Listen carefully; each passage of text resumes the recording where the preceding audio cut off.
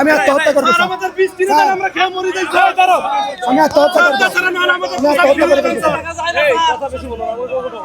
আমি আত্মহত্যা একটা কমেন্ট করার কারণে আমার চাকরি গেছে।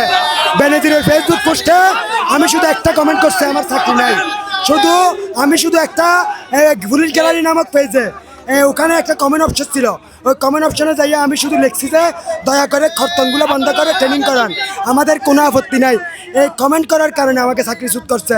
আজকে 3টা বছর আমি আমার পরিবার পরিজন নিয়ে অনেক কষ্টে আছি, রাস্তায় দিন যাবার করতেছি। আমাদেরকে মেরে ফেলে তারা আমাদেরকে হুমকি দিচ্ছে।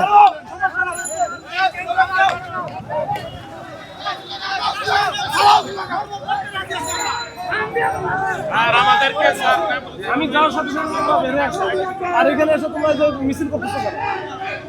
মানে এটা কোন ধরনের, এটা কোন ধরনের হচ্ছে কেন? এটা কোনো এখানে মিছিল করতেছো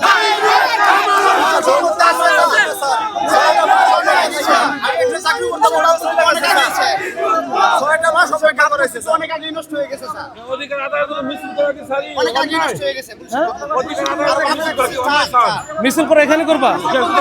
এখানে তো করা যাবে না।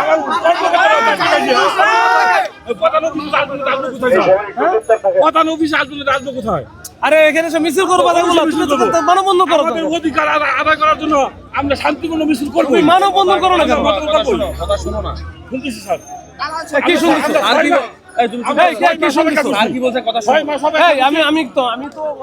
কথা বলছি না, শান্তিপূর্ণ মিছিল করতেছি।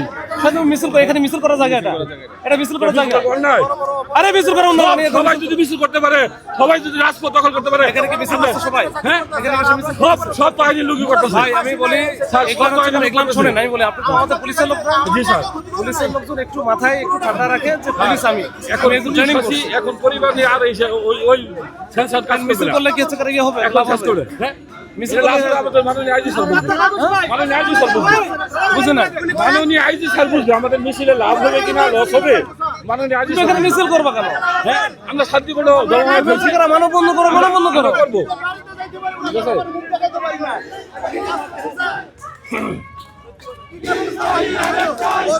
ভাই সেটা তো তোমার না হচ্ছে,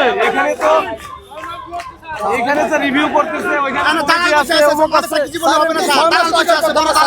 আমরা তো জানেন স্যার, আমার যে আমি বিয়ে করছি স্যার আমার পরিবারে স্যার, ওই আমার সম্বন্ধী দর্শের বেশ সে এখনো চাকরি করতেছে, কিন্তু আমি তাদের কথা মতো না চলাতে আর ভাই এটা এই বিষয়ে একটা ভুয়া কাবিন দিয়ে আমার চাকরি রাখা স্যার। আমার রায় আছে স্যার, এটা তো হবে, এটা তো তোমার হচ্ছে হবে, এটা সময় লাগবে না, প্রক্রিয়া আছে না। 6 মাস তো লাগে। আরে কথা এই সব ঠিক আছে, এমনি হয় একটা সিভিল চাকরি করতাম স্যার, চাকরি করতে লাগাছে স্যার, সত্য কথা বললে সিভিল একটা চাকরি করতাম, আমার বলতেছে তুই কিভাবে চাকরি করে দেখা দেবো স্যার, আমি কিভাবে চাকরি করবো দেখা দেবো।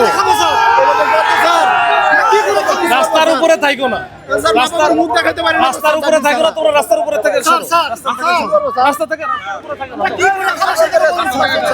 আমার কথা ব্যবসা করে খাচ্ছিলাম, সেটাও স্যার আশুলিয়া থানার এসআই আব্দুল সালাম জনসম্মুখে আমার কাছ থেকে 2,78,000 টাকা কিনে নিয়েছে, একদম জনসম্মুখে।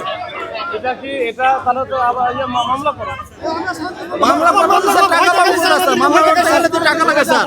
উপরে যান স্যার, উপরে করতে পারেন না, উপরে যাও স্যার। আমাদের চাকরি দাও না স্যার, গুলি করে মারে লোক স্যার, চাকরি দাও না গুলি করে মারে লোক স্যার, এমনি তো মরে গেছে স্যার।